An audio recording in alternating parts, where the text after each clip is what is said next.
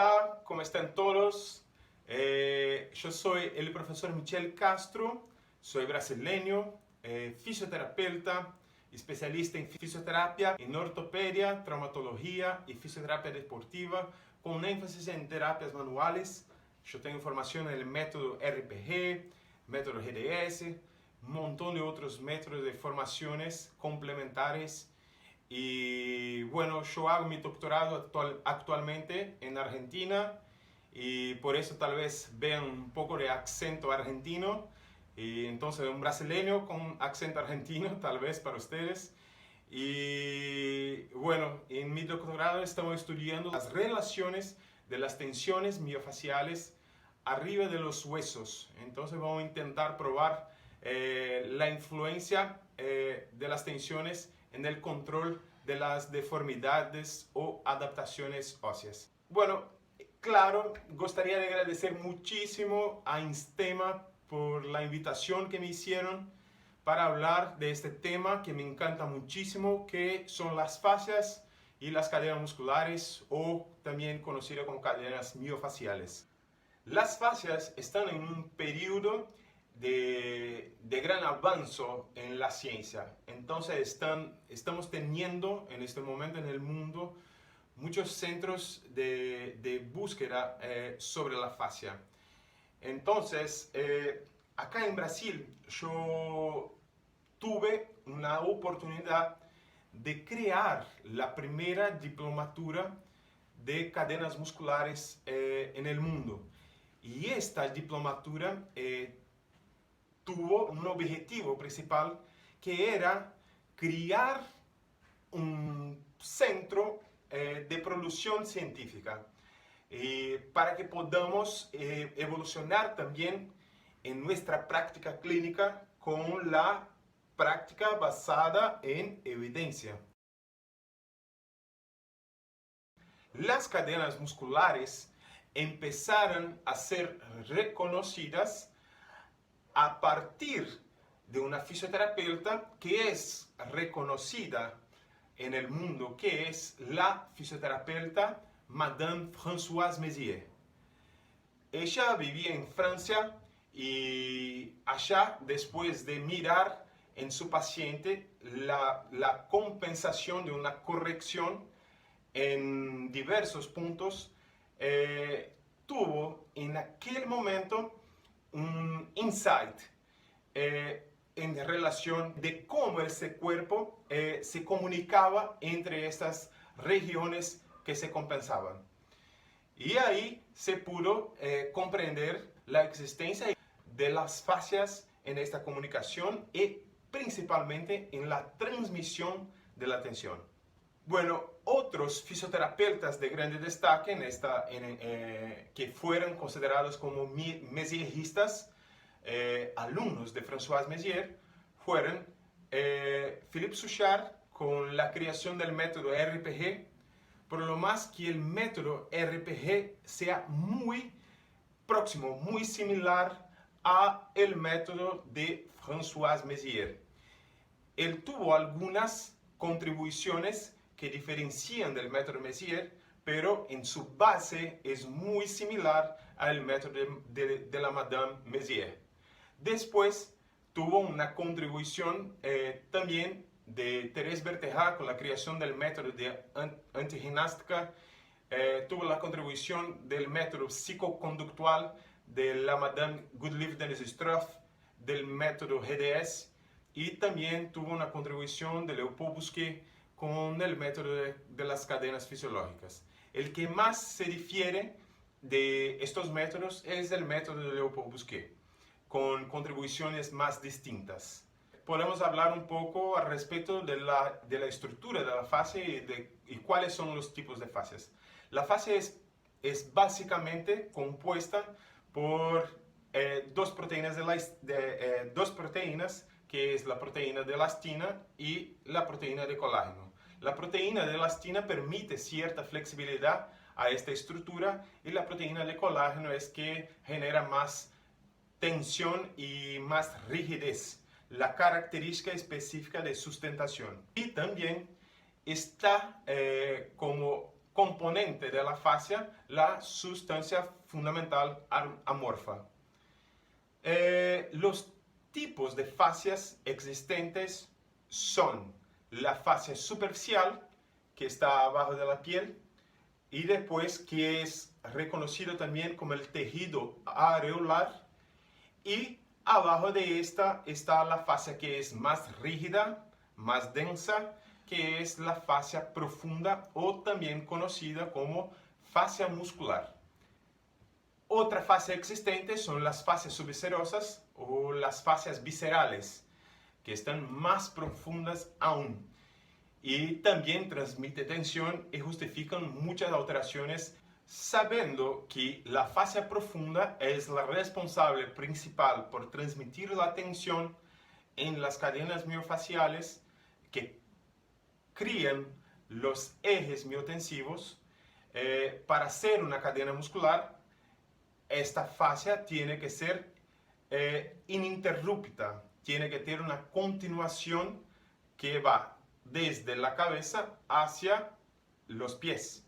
Entonces, un músculo que empieza acá y termina en un punto tiene que tener contacto y relación con el músculo siguiente. Y este músculo tiene que empezar en el mismo punto de fijación de donde terminó el músculo anterior. Y sus fibras tienen que tener misma dirección y sentido para que se pueda transmitir la tensión a través de las fascias. ¿Qué puede alterar la estructura de la fascia? Bueno, empecemos a comprender que cuando tratamos en las cadenas miofaciales, normalmente nosotros identificamos los acortamientos de las cadenas miofaciales y tratamos el bloqueo que esté más corto para generar un equilibrio entre estas cadenas y hacer con que el cuerpo trabaje con menos sobrecarga. Entonces, diría para ustedes que las entradas sensoriales, que son las entradas oculares, las entradas dentoclusales, que está relacionado no solamente a ATM en sí, pero está relacionada a todo el sistema estomatognático. Y también las entradas sensoriales podales, que son los captores. Pero alteraciones en la estructura de la piel, por ejemplo, cicatrices, que influyen en los receptores sensoriales de la piel y que lleguen muchas veces a camadas más profundas como las fascias, que también tienen receptores. Cuando están alteradas pueden alterar, por ejemplo, la función de la fascia y hacer una interferencia sobre el sistema tónico postural. No importa muchas veces si este paciente tiene un hombro más bajo o más adelantado, o la cabeza más adelantada o más posterior, una hiperlordosis, una rectificación. No importa eso si eso tiene una buena adaptación, pero cuando la función esté alterada, esto sí va a importar porque va a generar compensaciones. Y en las compensaciones que va a existir una sobrecarga de los receptores y que van a generar una sensación de dolor. Bueno, en este momento hablamos de una situación donde pueden generar más tensión. Cuando existe una interferencia, una influencia de esas entradas sensoriales, nosotros necesitamos inhibir esas entradas sensoriales, porque en estas entradas sensoriales son la causa primaria. Entonces no existe posibilidad de corregirnos un problema solamente mirando para las compensaciones existentes. Necesitamos evaluar el paciente, identificar si tiene una alteración de una entrada sensorial ocular, de una entrada sensorial dentoclusal, de una entrada sensorial podal o mismo una entrada sensorial que sea visceral, de una fascia más profunda. Cuando identificamos la entrada perjudicada y inhibimos nosotros tenemos una posibilidad mayor de garantizar una mejora para este paciente. Entonces se aplican los testes y se trata el paciente de acuerdo con que se identificó en la evaluación. Existe una situación que es opuesta a esta situación que hablamos ahora, que son pacientes que no tienen rigidez en la fascia, que son pacientes que tienen síndromes como síndrome de Down, síndrome de Ehlers-Danlos. En estos casos, en estos pacientes, el paciente va a presentar una instabilidad mayor. Entonces, tiene que ser trabajado con este paciente, más trabajo de entrenamiento de fuerza o trabajo de estabilización segmentaria, por ejemplo, para que se pueda estimular la producción a través de los fibroblastos de la proteína de colágeno. Cuanto más colágeno tenemos, más tensión va a existir. ¿Ok? Entonces, la producción de colágeno es dependiente de la tensión y de la fuerza que es producida sobre él.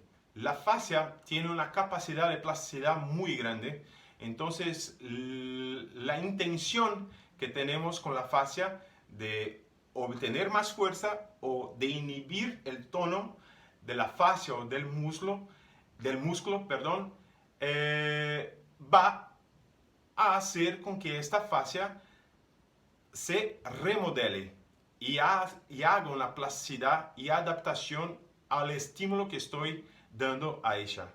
El principio del equilibrio que existe en las cadenas musculares viene arriba del principio de la biotensigridad. Un cuerpo rígido como nuestro esqueleto es tan dependiente de las tensiones musculares y faciales que actúan sobre el cuerpo. Entonces, cuando tenemos un cuerpo en equilibrio, este cuerpo está dependiente de fuerzas de tracción y compresión simultáneas que están actuando en conjunto en un determinado momento.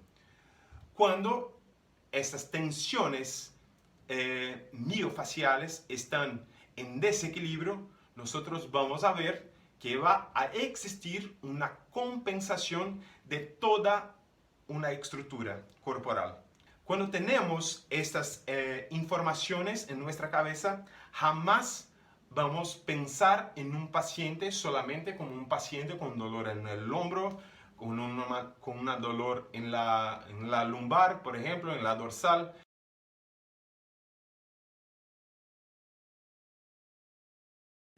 Muchas veces cuando un paciente presenta una dolor específica, ese dolor no tiene una relación directa con la causa, solamente es una consecuencia de una serie de alteraciones que están ocurriendo en diversas regiones del cuerpo.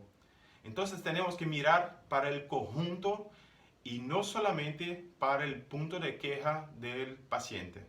Bueno, ¿cómo corregir esas compensaciones? Bueno, en primer lugar, yo diría a ustedes que es necesario que se comprenda los principales ejes miotensivos existentes y las estructuras que son directamente envolvidas, que transmiten tensión, y las estructuras que son afectadas por la tensión de una cadena muscular específica, como por ejemplo tendones y cápsulas articulares que están directamente envolvidas. Entonces, nosotros podemos aplicar técnicas específicas con la intención de inhibir el tono de la miofascia y también que nosotros podamos dar movilidad a estas fascias, ¿ok? Para que este cuerpo pueda trabajar con buena movilidad y sin generar compensaciones. ¿Y cómo sabemos si este paciente mejoró después de la intervención, por ejemplo? Bueno, siempre podemos testar después de la aplicación y ver si hubo una mejora del síntoma o si hubo una mejora de la movilidad, por ejemplo, de este paciente y la compensación disminuyó. Y claro que ni siempre un dolor va a mejorar, por ejemplo, en el primer día, porque nosotros estamos trabajando en la causa y muchas veces para que se optimice la vascularización sanguínea y que mejore el flujo axoplasmático del nervio, por ejemplo, no va a ser instantáneo. Claro que yo hablé de terapia manual, pero siempre se debe utilizar la práctica de movimiento. Cuando nosotros conocemos los ejes miotensivos, nosotros logramos aplicar técnicas de ejercicios o de estiramiento con la intención de obtener el equilibrio de estos ejes miotensivos. Bueno, yo hablé antes que para corregir estas compensaciones era necesario conocer los ejes miotensivos. Claro que no puedo traer para ustedes acá y discutir todas las cadenas miofaciales, que no vamos a tener tiempo para eso. Pero quiero citar los principales ejes de tensión existentes para que conozcan y puedan estudiar si así quieren.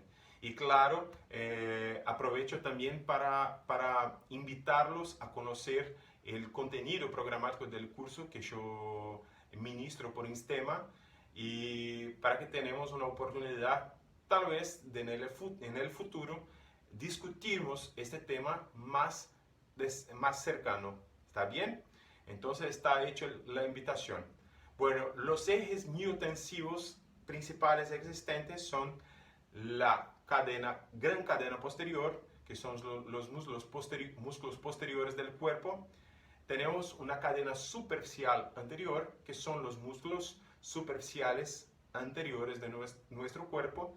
Tenemos una cadena anterior profunda, que está más relacionada, por ejemplo, al diafragma, el tendón central, la fascia endotorácica, y al músculo psoas y otros músculos más internos de los miembros inferiores.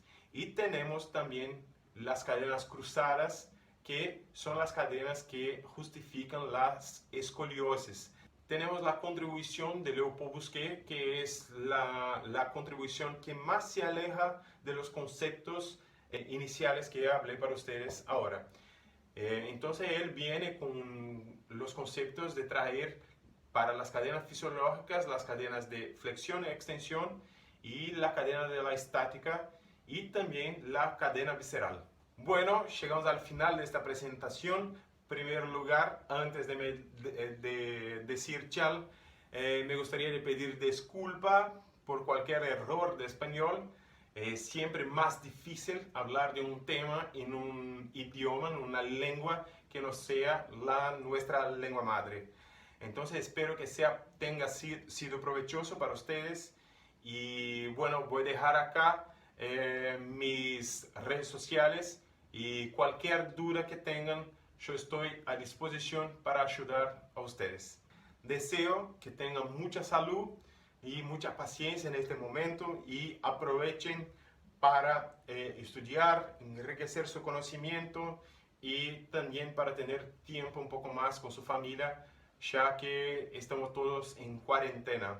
Yo sigo acá en casa también, cuidando de mi salud y de la salud de mis familiares, y también aprovechando para estudiar. Un gran abrazo a todos y saludos desde Brasil.